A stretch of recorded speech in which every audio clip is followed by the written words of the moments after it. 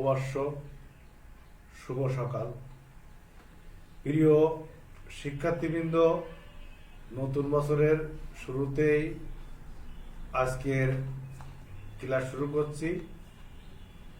আশা করি তোমরা সকলেই সুস্থ আছো, সুন্দর আছো, ভালো আছো এবং ভালো থেকেই আজকের পাকশিয়া আইডিয়াল কলেজের অনলাইন কেমিস্ট্রি ক্লাসে উপস্থিত হচ্ছ এবং সকলে যে যেখানেই আছো, যেখান থেকে ক্লাস করছো, তোমাদের অন্যান্য বন্ধুদেরকে শেয়ার করে জানিয়ে দাও আমাদের আজকের ক্লাস শুরু হয়ে গেছে। আমাদের এখনকার ক্লাস একাদশ শ্রেণীর। আমরা দেখো বলছিলাম আমরা একাদশ শ্রেণীর রসায়ন প্রথম পত্রের দ্বিতীয় অধ্যায়। আমরা আস্তে আস্তে কতদূর পড়েছিলাম দেখো, যে আমাদের দ্বিতীয় অধ্যায়টি ছিল গুণগত রসায়ন।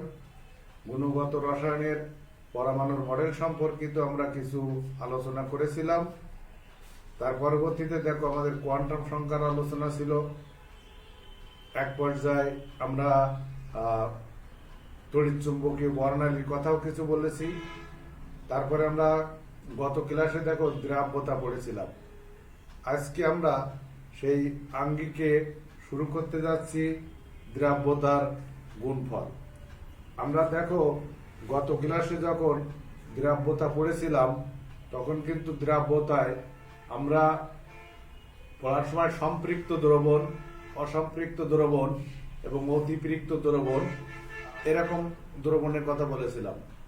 তারপরে মিশ্রণের কথা বলেছিলাম, সমসত্ব মিশ্রণ আর অসমসত্ব মিশ্রণ। আসলে দেখো এই জিনিসগুলোই আমাদের কিন্তু দ্রাব্যতা গুণফলের ক্ষেত্রে দ্রাব্যতার গুণফল নির্ণয় করার জন্য প্রয়োজন হবে।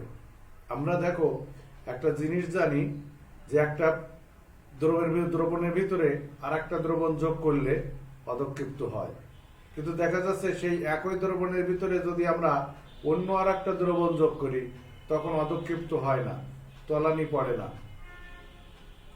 এই ঘটনাগুলো কেন ঘটে, কখন ঘটে, সেই সমস্ত আলোচনা আমরা সাধারণত জানতে পারবো এই দ্রাব্যতার গুণফল থেকে। এখন তাহলে আমাদের প্রথম যেটা আসতে হয় যে দ্রাব্যতার গুণফলটা আমাদের কি। দ্রাব্যতার গুণফল আমাদের কি? প্রিয় শিক্ষার্থীবৃন্দ, তোমরা আমার কথা শুনতে পাচ্ছ কিনা, আমাদের বোর্ড ক্লিয়ার দেখতে পাচ্ছ কিনা, তার জন্য তোমরা একটু কমেন্ট করে জানিয়ে দাও।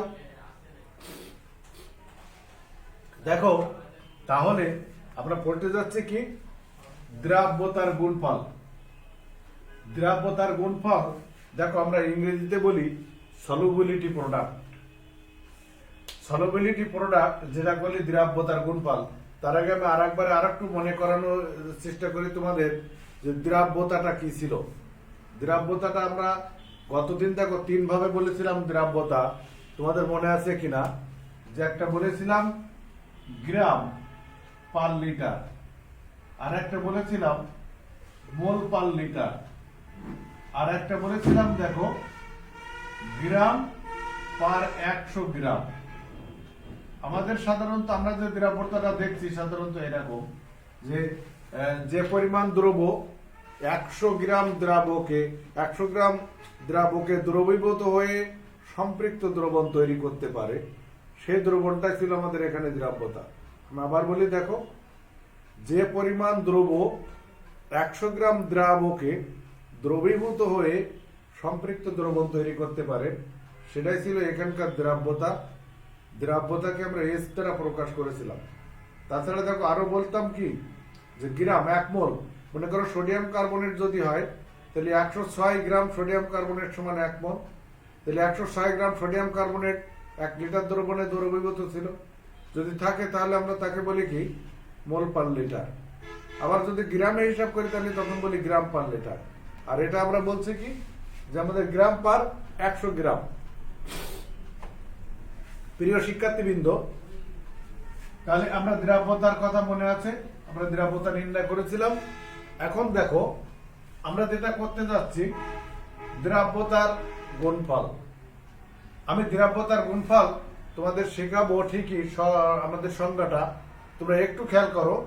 এখানে আমাদের কয়টা জিনিস আছে,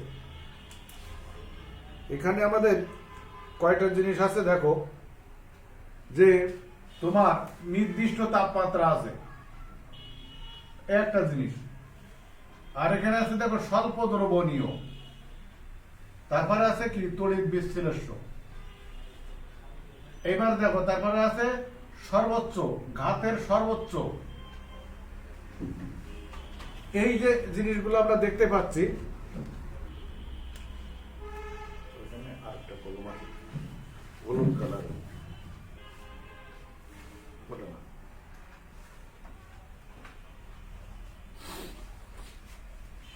দেখো এখানে আমরা কি বললাম, যে নির্দিষ্ট তাপমাত্রা, স্বল্প দ্রবণীয়, তড়িৎ বিশ্লেষ্য আর ঘাতের সর্বোচ্চ গুণফল।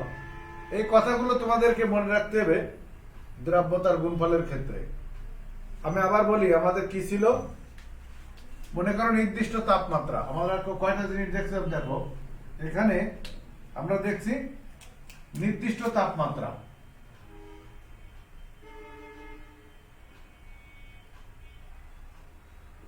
আর একটা কথা বলছি কি স্বল্প দ্রবণীয়,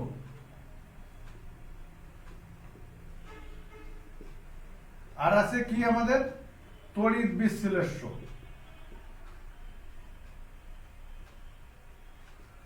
আর এখানে আছে কি ঘাতের। দেখো এখানে আমরা যদি বলি সর্বোচ্চ ঘাতের গুণফল,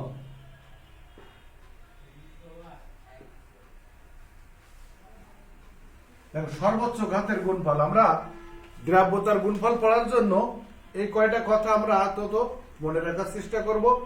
এখন দেখো আমরা বলি যে স্বল্প দ্রবণীয় লবণটা বললাম, আসলে কোন লবণটা স্বল্প দ্রবণীয় আর কোন লবণটা আমাদের পরিপূর্ণ দ্রবণীয়, আর কোন লবণটা মোটে দ্রবণীয় না, এটা আমরা কিভাবে বুঝবো? দেখো আমি তোমাদের সাধারণত লবণ দেখে না, বইতে লেখার কথাটা আমি সাধারণত বলি তোমাদের। দেখো এখানে একটা লবণ দেখলে সোডিয়াম ক্লোরাইড, দেখো এখানে তোমার এটা সলিড দেওয়া আছে, পানিতে দিলে দেওয়ার পরে দেখো তোমার এখানে সোডিয়াম একটা প্লাস, ক্লোরাইড একটা মাইনাস, এরকম দেখছো। যদি এরকম একমুখী চিহ্ন দেওয়া থাকে, তুমি সেইটাকে সাধারণত ধরে নেবা এটা তোমার মানে সম্পূর্ণ পরিপূর্ণ দ্রবণীয়। তুমি দেখো এখানে সিলভার ক্লোরাইডের কথা বলি আমি, সিলভার ক্লোরাইডটা দেখো এখানে আমি উভমুখী চিহ্ন দ্বারা প্রকাশ করছি, একটা সিলভার আয়ন আর একটা ক্লোরাইড আয়ন। এটা হচ্ছে আমাদের স্বল্প দ্রবণীয়। এখন আমরা দ্রাব্যতার গুণফল ব্যাখ্যা করব কিন্তু স্বল্প দ্রবণীয় লবণের ক্ষেত্রে, যেমন সোডিয়াম ক্লোরাইডের ক্ষেত্রে, ক্যালসিয়াম ক্লোরাইডের ক্ষেত্রে আমরা কিন্তু দ্রাব্যতার গুণফল ব্যাখ্যা করব না, এখানে আমাদের প্রয়োজন নেই। দেখো এখানে কি ক্যালসিয়াম ক্লোরাইড স্বল্প দ্রবণীয় না, কিন্তু ক্যালসিয়াম কার্বনেট কিন্তু আবার স্বল্প দ্রবণীয়। সিলভার ক্লোরাইড সেটা স্বল্প দ্রবণীয়। এখানে আমাদের দেখো আরো একটা কথা ছিল, যে ভর ক্রিয়ার সূত্রের কথা আমরা চতুর্থ অধ্যায়তে, ফার্স্ট চতুর্থ অধ্যায়তে পড়বো ভর ক্রিয়ার সূত্র। ভর ক্রিয়ার সূত্রটা আসে রাসায়নিক সাম্য অবস্থার ক্ষেত্রে। এখন রাসায়নিক সাম্য অবস্থা কি, আমরা এই বিক্রিয়াটার কথা একটুখানি বলি। দেখো এটা ছিল বিক্রিয়ক, এটা ছিল উৎপাদক। এখন যে বিক্রিয়াটা সামনের দিকে যাচ্ছে তাকে আমরা বলি সম্মুখমুখী বিক্রিয়া, যেটা এখানে পিছন দিকে আসছে, এইদিকে আসছে, তাকে বলি আমরা পশ্চাৎমুখী বিক্রিয়া। দেখো সম্মুখমুখী বিক্রিয়া আর পশ্চাৎমুখী বিক্রিয়া, এটার একটা গতি আছে, এটার একটা গতি আছে, বেগ আছে, তাহলে দুটোর গতি বেগ। দেখো এই সম্মুখমুখী বিক্রিয়ার গতিবেগ আর এই পশ্চাৎমুখী বিক্রিয়ার গতিবেগ, এই দুটো গতিবেগ যখন সমান হয় তখন কিন্তু আমরা সাধারণত একে একটা সাম্য অবস্থায় আছে বলতে পারি। তো দেখ সেই সাম্য অবস্থার ক্ষেত্রে আমাদের ভর ক্রিয়ার সূত্র আছে। ভর ক্রিয়ার সূত্রটার কিছু কাজ আমরা এখানে দেখাবো, আমরা সূত্রটা বর্ণনা করবো না এখানে। তা যাক, দেখো আমরা এখন বলছি যে দ্রাব্যতার গুণফল কি। তাহলে নির্দিষ্ট তাপমাত্রায় স্বল্প দ্রবণীয় তড়িৎ বিশ্লেষ্য লবণের, কথাটা বুঝে নাও ভালো করে, নির্দিষ্ট তাপমাত্রায় স্বল্প দ্রবণীয় হতে হবে তড়িৎ বিশ্লেষ্য লবণের যতগুলো দ্রবীভূত হয়েছে, মানে সম্পূর্ণ দ্রবীভূত কিন্তু হয়নি, তার ভিতরে যতগুলো দ্রবীভূত হয়েছে তার যে সর্বোচ্চ ঘাত, সেই ঘাতের যে গুণফল, সেই গুণফলকে আমরা দ্রাব্যতার গুণফল বলি। আমি দেখি তোমরা কে আছো। প্রিয় শিক্ষার্থীবৃন্দ, আমরা বলছি দ্রাব্যতার গুণফল। আমরা কি বললাম? যে আমাদের তাপমাত্রাটা নির্দিষ্ট হতে হবে, স্বল্প দ্রবণীয় হতে হবে, তড়িৎ বিশ্লেষ্য হতে হবে, এবং যতগুলো আয়ন দ্রবীভূত হয়েছে তার সর্বোচ্চ যে ঘাত, সেই ঘাতের গুণফলকে আমরা দ্রাব্যতার গুণফল বলবো। এই দ্রাব্যতার গুণফলকে আমরা প্রকাশ করছি দেখো কেএসপি। অর্থাৎ যদি এখানে বলি সলিবিলিটি প্রোডাক্ট, তাহলে সলিবিলিটির এস আর প্রোডাক্টের পি, তাহলে এসপি। আবার কেউ কেউ একে কেএস দ্বারা প্রকাশ করে। এখন দেখো, তাহলে আমরা কি বললাম? যে নির্দিষ্ট তাপমাত্রায় স্বল্প দ্রবণীয় তড়িৎ বিশ্লেষ্য দ্রবণে দ্রবীভূত আয়নের, মানে যতগুলো আয়ন দ্রবীভূত হয়েছে তাদের যে ঘনমাত্রা যে ঘাত, সেই ঘাত সর্বোচ্চ গুণফলকে আমরা দ্রাব্যতার গুণফল বলছি। আমরা একটা উদাহরণের সাহায্যে একটু দেখার চেষ্টা করি। তোমরা একটু দেখো। দেখো এখানে আমরা মনে করো একটা যৌগ নিচ্ছি এ আর বি। এখানে আছে এ এন, দেখো আমরা A R B, A M R B N, এইটা আমরা যেহেতু স্বল্প দ্রবণীয় বললাম, তাহলে একটা উপমুখী চিহ্ন আমরা দিয়ে রাখি। দেখো এইটা, এটা কি হবে? এম এ, এখানে কিন্তু এন প্লাস, দেখো এটা। আর এইটা দেখো এন বি, এখানে কিন্তু এম মাইনাস। আমাদের এরকম আসার কথা। এখন দেখো আমি এই এই এই এমটা কিন্তু ছোট হাতে নেব, এটা। তাহলে দেখো এখন আমরা এটা কিন্তু ছিল সলিড, আর এটা আছে আমার দুটো আয়ন তৈরি হয়েছে। এখন আমরা দেখো এখানে এই যে কেএসপি সমান লিখি কিভাবে? এখানে এই যেটা দেখো এর এখানে এইটা উপরে মনে করো আমার এই এম গুণ, তারপরে দেখো এই যে বি এম মাইনাস, এখানে কিন্তু এই এন, মানে স্যার সবটা কিন্তু উপরে উঠে যাচ্ছে, যেটাকে আমরা বলছি ঘাতের সর্বোচ্চ গুণফল। দেখো সেই সহগটা কিন্তু আমাদের উপরে উঠে যাচ্ছে। আর এখানে দেখো এ এই, এটাকে আমরা, তোমরা বুঝতে পারছো কিনা দেখো, মনে হয় একটু সমস্যা আছে, তারপর আর একটু দেখায়। দেখো এখানে মনে করো এ বি আছে, এর ওয়ান এর ওয়ান এরকম ধরে নাও। তাহলে এইটা যদি ভেঙে ফেলো, তাহলে কিন্তু দেখো এ একটা প্লাস আর বি একটা মাইনাস, এইটা আছে। তাহলে এখানে তুমি কেএসপি যদি ধরো, তাহলে দেখো এইটা, এখানে কিন্তু এটা, আর দেখো এখানে এ বি। এখন আমরা যে কাজটা করি, যে এ বিটাকে একটা কঠিন পদার্থ, ঘনমাত্রাকে যদি 1 ধরি, তাহলে সেই হিসেবে ওইটাকে বাদ দিতে পারি। তখন আমরা রাখি কিন্তু এইভাবেই।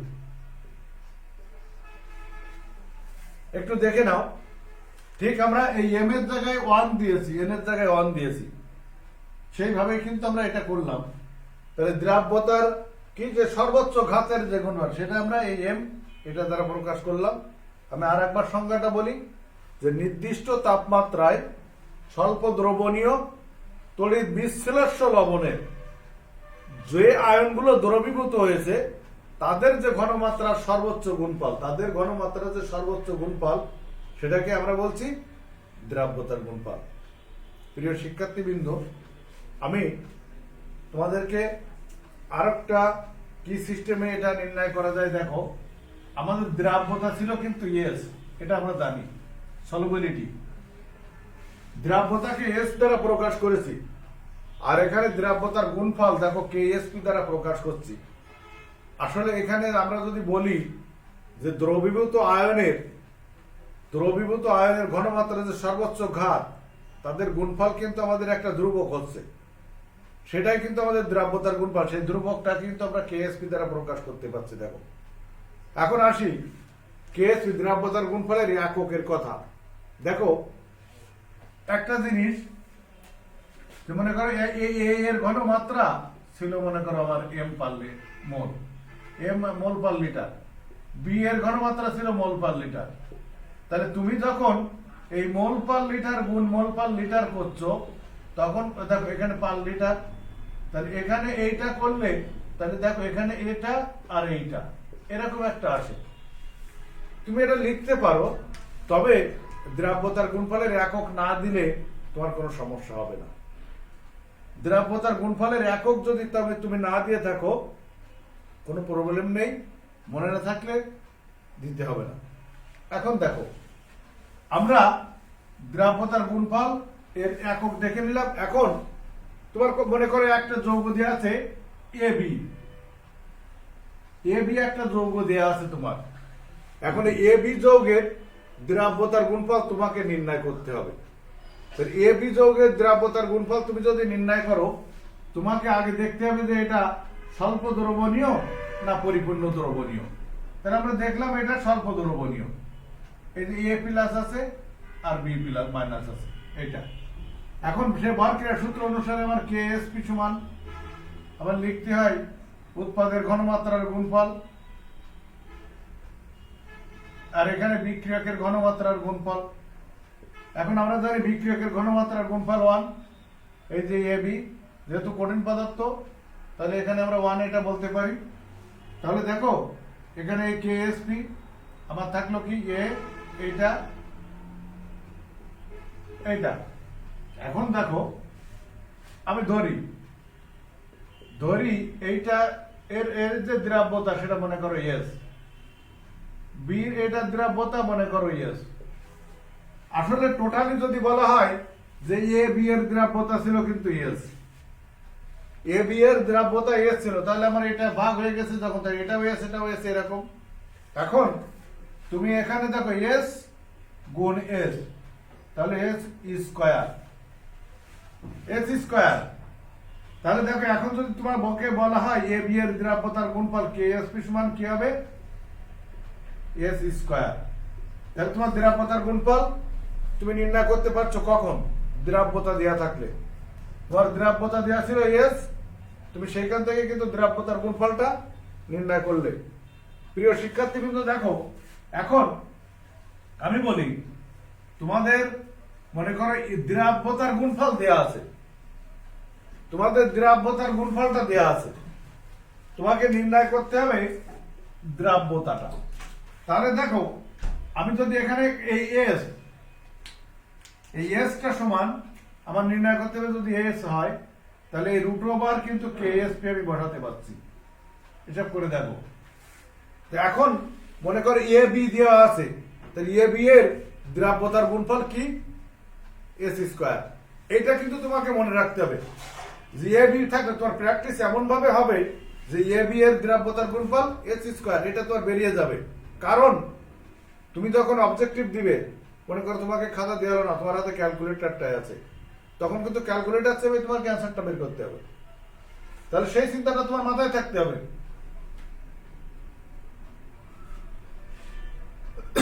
এখন আমরা এই যে যেটা দেখছি এটা কিন্তু মোল পার লিটার। এখন দেখো তোমাকে গ্রাম পার লিটারে দেওয়া আছে দ্রাব্যতাটা, তো দ্রাব্যতার গুণফল নির্ণয় করতে হবে। তাহলে বা যখন গ্রাম পার লিটার দেওয়া আছে তখন স্বাভাবিক অবস্থায় ওই পদার্থের আণবিক ভর কিন্তু তোমাকে বের করতে হবে।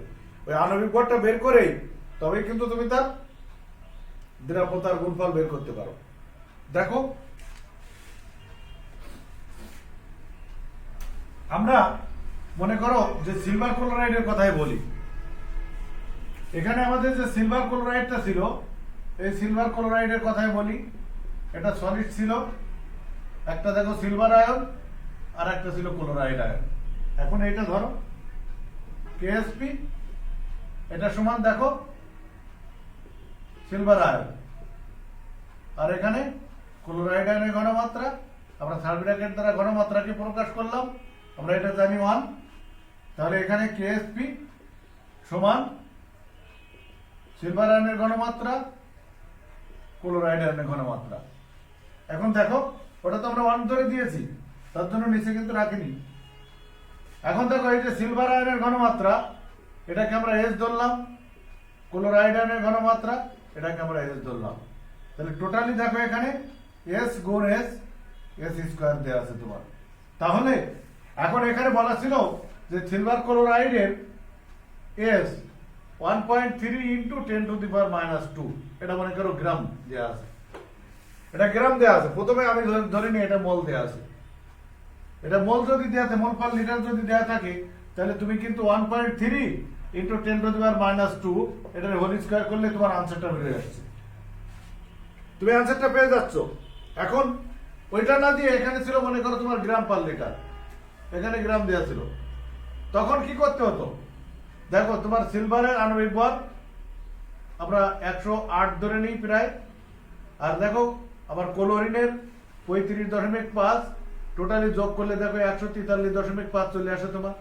তাহলে ওইটাকে 143.5 দিয়ে ভাগ করো, তোমার মোল পার লিটার পেয়ে যাবে। তাহলে 143.5 দ্বারা ভাগ করলে মোল পার লিটার যখন পাচ্ছ, সে মানটা এখানে বসিয়ে দাও। বসিয়ে দিলে তুমি দেখো পেয়ে যাচ্ছ তোমার দ্রাব্যতার গুণফল। এখন এমন হতে পারে যে তোমার দ্রাব্যতার গুণফল দেওয়া আছে, তখন দ্রাব্যতাটা বের করতে হবে। যে কথাটা আগেই বললাম, যে এখানে এস সমান সমান দেখো √KSP, এটা চলে আসলো। যাক, তাহলে দেখো আমরা এরকম যে এ বি যদি থাকে, এ বির ক্ষেত্রে আমাদের এ বি যদি আমাদের থাকে, তাহলে সেই ক্ষেত্রে আমরা দ্রাব্যতার গুণফল কিভাবে নির্ণয় করব এটা দেখে ফেললাম।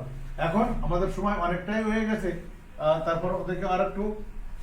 এখন যদি AB2 থাকে, মনে করো আমার এখানে আছে AB2, এই AB2 আমার দেখো এখানে A কিন্তু 2 প্লাস, আর এখানে 2B কিন্তু একটা মাইনাস। দেখো এইটা ছিল তো এটার সংখ্যা, এই জন্য চার্জটা এই, মানে এই কয়টা ইলেকট্রন ত্যাগ করেছে, এর যোজনীটা এটার ঘাড়ে, এটা যোজনী এটার ঘাড়ে। খেয়াল রাখো, দেখো তোমরা যে এখানে A ছিল আর B ছিল, এর যোজনী ছিল M, এর যোজনী ছিল M। তাহলে এটার যোজনী এটার ঘাড়ে আর এটার যোজনী এটার ঘাড়ে দিয়ে কিন্তু আমরা যৌগটা তৈরি করেছিলাম। সেই সিস্টেমে কিন্তু এটা চলে যাচ্ছে। এটা আগে দেখো বুঝতে পারো কিনা, না বুঝতে গেলে তোমরা কমেন্ট করে জানিয়ে দাও, আমি পরে জানাবো। দেখো তাহলে এটা হলো। এখন এইটার ক্ষেত্রে KSP আমরা কিভাবে নির্ণয় করব KSP, তাহলে এটাই সে বর্গের সূত্রে চলে যায় আমরা। দেখো এখানে এখানে একটা মজার জিনিস আছে, যে জিনিসটা আমরা আগে বুঝিনি, এবার কিন্তু বুঝবো। দেখো এখানে এটা এই যে, আর নিচেরটা 1, আমরা কঠিন পদার্থের জানি 1, সেই কঠিন পদার্থের ঘনমাত্রা 1 হিসাবে আমরা এখানে এটা বসিয়েছি। এখন দেখো আমি যে কথাটা বলছি, যে মজার জিনিসটা কি, আমরা এখানে A2 প্লাস, এটার দ্রাব্যতা কিন্তু S ধরলাম, আর এটার দ্রাব্যতা ধরলাম কিন্তু 2S। এটাই কিন্তু আমাদের পার্থক্য দ্রাব্যতা গুণফলের। আমরা যে সর্বোচ্চ ঘাতের সর্বোচ্চ গুণফলের কথা, এর ঘাতটা ছিল কত, দেখো এর ঘাতটা ছিল কিন্তু 2, এর সাথে দুইটা সহগ আছে, যে কয়টা থাকবে সহগ যে কয়টা থাকবে দ্রাব্যতার গুণফলের ক্ষেত্রে আমরা দ্রাব্যতা কিন্তু সেইভাবেই ধরবো।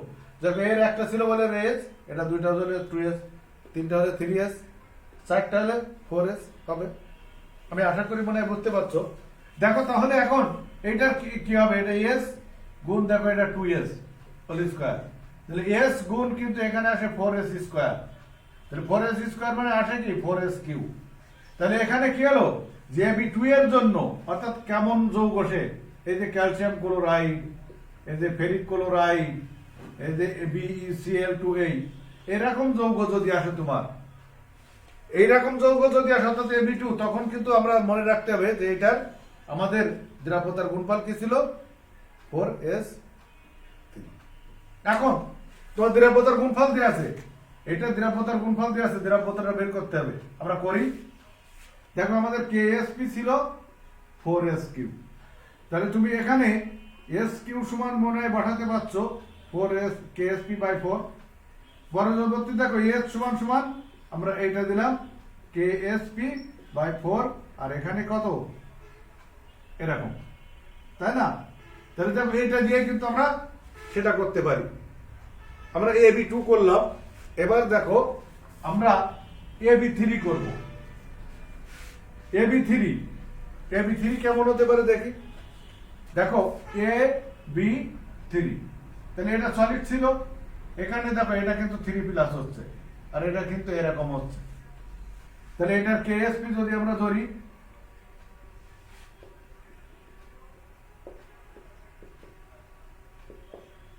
দেখো এটা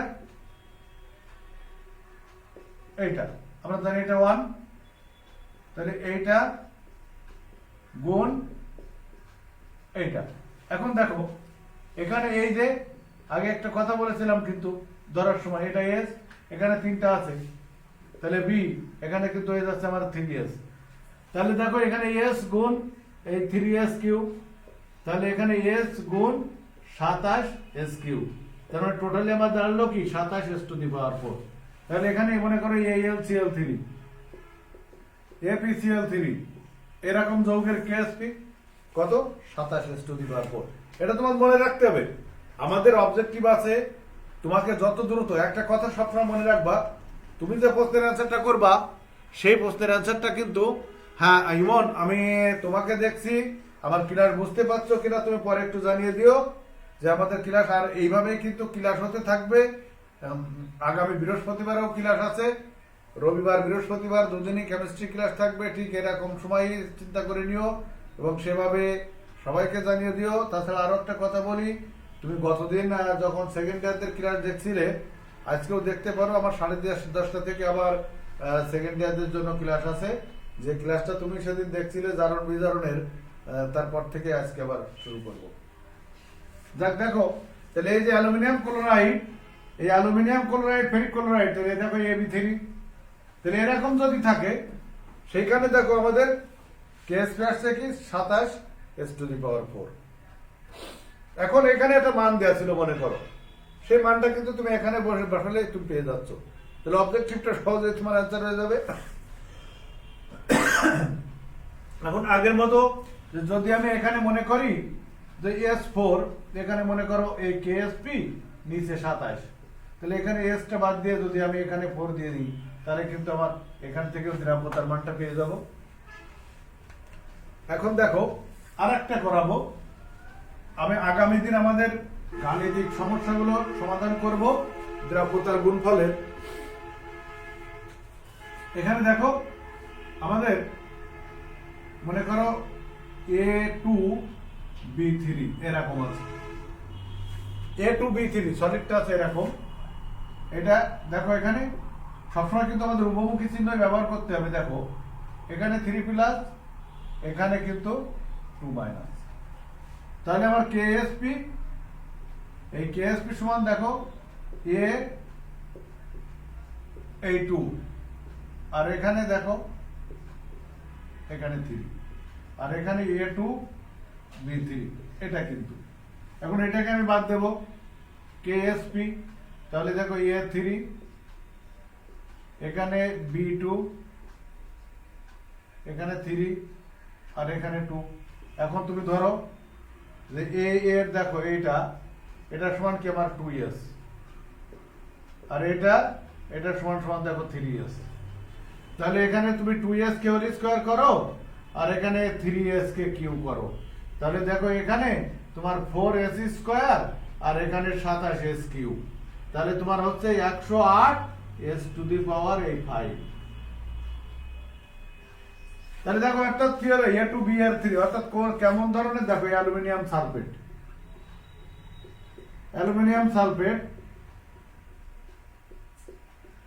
ফেরিক সালফেট, এই টাইপের যে যৌগ আছে, এই টাইপের যৌগগুলো তোমাদের আছে। মনে করো এই টাইপের যৌগগুলো নিয়ে তুমি যদি দ্রাব্যতার গুণফল নির্ণয় করতে চাও, তাহলে তোমার এই যে 108s⁵ বের করো, এস এর মানটা বসিয়ে দাও, বসিয়ে দিয়ে ক্যালকুলেট করলে তোমার নাম্বারটা বেরিয়ে এই সংখ্যাটা পেয়ে গেলে। তাহলে দেখো আমাদের এই সিস্টেমটা মনে রাখতে হবে কেন, আমাদের অবজেক্টিভ বিশেষ করে এমসিকিউটা অ্যান্সার করার জন্য। আর সবচাইতে একটা বড় কথা, দেখো আমাদের এই পর্যন্ত এই সিলেবাসে যতগুলো প্রশ্ন হয়েছে না কেন, তার ভিতরে আমাদের কিন্তু এখান থেকে এক সেট প্রশ্ন থাকেই, এখান থেকে এক সেট প্রশ্ন আমাদের থাকেই। যাক প্রিয় শিক্ষার্থীবৃন্দ, আমার আজকের ক্লাস তোমাদের এখানে শেষ করতে হচ্ছে, কারণ আমাদের সময় শেষ। তো তোমরা ভালো থাকবে, সুস্থ থাকবে, সুন্দর থাকবে এবং এই পড়াটা দেখবে, আগামী ক্লাসে উপস্থিত থাকবে, এই কামনা করে আজকের মতো এখানে বিদায়।